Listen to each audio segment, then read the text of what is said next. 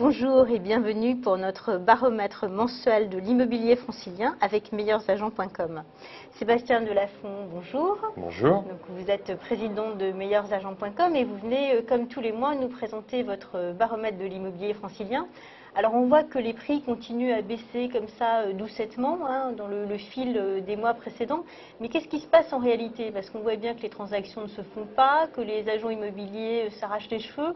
Et puis parallèlement, les prix ont l'air de résister pas mal. Ah, ils résistent, ils baissent quand même. Ils sont en train de céder du terrain, vous l'avez dit. Ils baissent, alors à Paris, ils baissent de 0,7% ce mois-ci, c'est-à-dire sur le mois d'octobre. Et ça fait suite à une baisse déjà au mois de septembre du même ordre.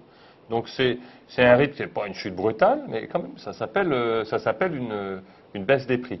Et dans un contexte de marché qui n'est pas celui d'un blocage.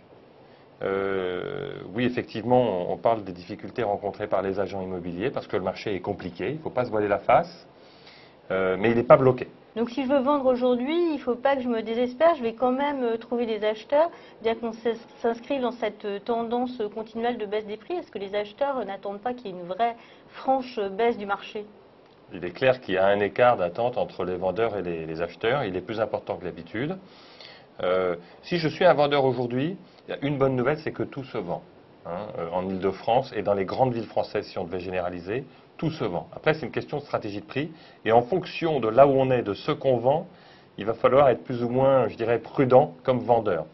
Si je vends, pour schématiser, dans le centre de Paris ou en immédiate proximité de Paris, un bien d'une valeur inférieure à 300-350 000 euros, je ne vais pas avoir trop de difficultés à le vendre. Et si je pars un petit peu trop, je vais pouvoir ajuster parce que la demande va venir à moi. Dès que je commence à vendre une surface plus importante pour un prix plus élevé, dans Paris, ça va être au-dessus de 500 000 euros et au-dessus de 300-350 000 euros dès qu'on franchit les portes de Paris. Là, il va falloir être beaucoup plus serré.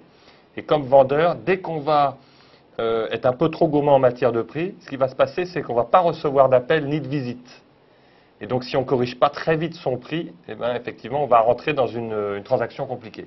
Alors si je me mets dans la situation inverse, je veux acheter, est-ce que je peux négocier très rudement? Si je veux acheter dans le centre de Paris, par exemple, est-ce que je peux obtenir une baisse substantielle par rapport au prix affiché? C'est un peu un paradoxe, parce qu'effectivement, dans le marché qui est compliqué maintenant depuis 2 ans, quand on est acheteur et qu'on a la chance d'être financé, on se dit qu'on va arriver et qu'on va effectivement trouver une offre importante et pouvoir négocier tout à la baisse. Et dans la réalité, après quelques semaines, on se rend compte qu'il y a peu de choses sur le marché, qu'on tombe très vite sur les mêmes biens qu'on a déjà vus, et que quand on veut négocier pour des biens de qualité, on a finalement assez peu de marge de manœuvre. Et est-ce que vous me conseillez d'acheter tout de suite ou est-ce que vous me conseillez d'attendre puisque cette tendance à la baisse des prix a l'air de ne pas vouloir s'arrêter? Si je suis investisseur, il faut prendre son temps. Si j'achète pour ma résidence principale, il faut acheter maintenant, surtout si je suis financé à crédit à bon taux. La baisse des prix, effectivement, il est possible qu'elle se poursuive, mais il n'y aura pas d'éclatement d'une bulle. Et rentrer dans le marché aujourd'hui pour sa résidence principale, c'est plutôt une bonne chose. Et comment est-ce que vous voyez l'évolution pour les mois qui viennent? Est-ce que cette tendance baissière peut s'accélérer? S'accélérer, ça va dépendre des taux. On voit que la BCE a baissé ses taux, mais d'un autre côté, le taux des OAT à 10 ans remonte à la suite de la dégradation de la note de la dette française. Notre scénario, c'est que les taux vont rester à peu près là où ils sont, à un niveau intéressant, mais ni baisser ni monter dans les mois qui viennent. On privilégie donc une continuation de la baisse, de la lente dégradation des prix dans un volume de vente réduit. Sébastien Delafont, merci et rendez-vous le mois prochain pour notre nouveau baromètre de l'immobilier francilien.